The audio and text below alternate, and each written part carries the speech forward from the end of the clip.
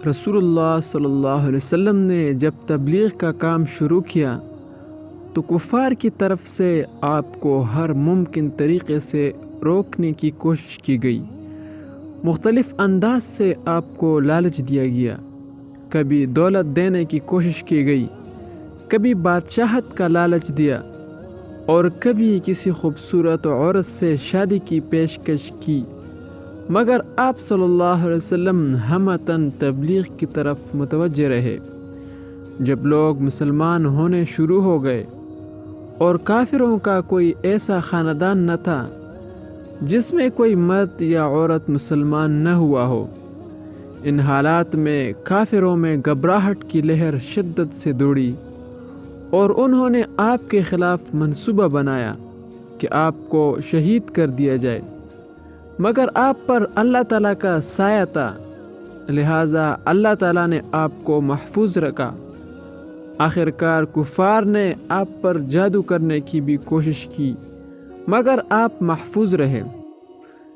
صلح حدیبیہ کے بعد جب آپ صلی اللہ علیہ وسلم عمرہ کیے بغیر واپس مدینہ تشریف لے گئے تو خیبر کے یہودیوں کا ایک وفد مدینہ آیا، اور یہ وفد مدینہ میں بنو رزیق قبیلے سے تعلق رکھنے والے لبید بن عاصم سے ملا، اور یہ شخص ایک مشہور جادوگر تھا۔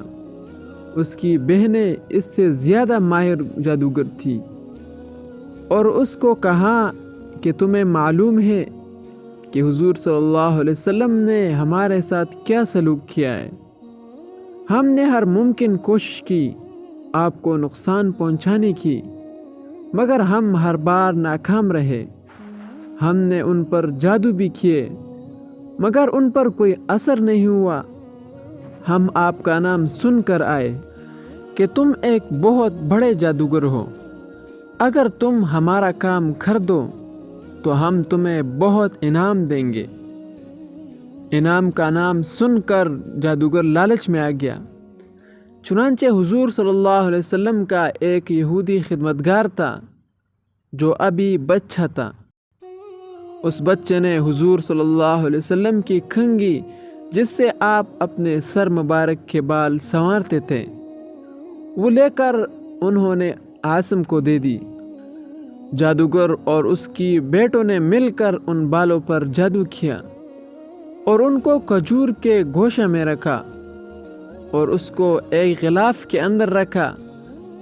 اس جادوگر نے اس غلاف کو بنی رزیق کے ایک کنویں کے تہہ میں ایک پتھر کے نیچے رکھ دیا۔ حضور صلی اللہ علیہ وسلم پر جادو ہوتے ہوتے 1 سال لگ گیا۔ جب آپ پر جادو ہوا تو آپ کی ذاتی زندگی پر تو اس کا اثر ہوا، مگر رسالت کے کاموں میں کوئی فرق نہ پڑا۔ چنانچہ حضور صلی اللہ علیہ وسلم نے اللہ تعالیٰ سے دعا کی کہ یا اللہ مجھے اس مرض سے صحت عطا فرما۔ اس دعا کے بعد حضور صلی اللہ علیہ وسلم کو نیند آ گئی۔ آپ نے دیکھا کہ ایک شخص آپ کے سرانے کھڑا ہے اور ایک دوسرا شخص آپ کے پاؤں کی جانب کھڑا ہے۔ مفسرین کے مطابق ان میں ایک فرشتہ حضرت جبرائیل تھے اور دوسرا حضرت میکائیل تھا۔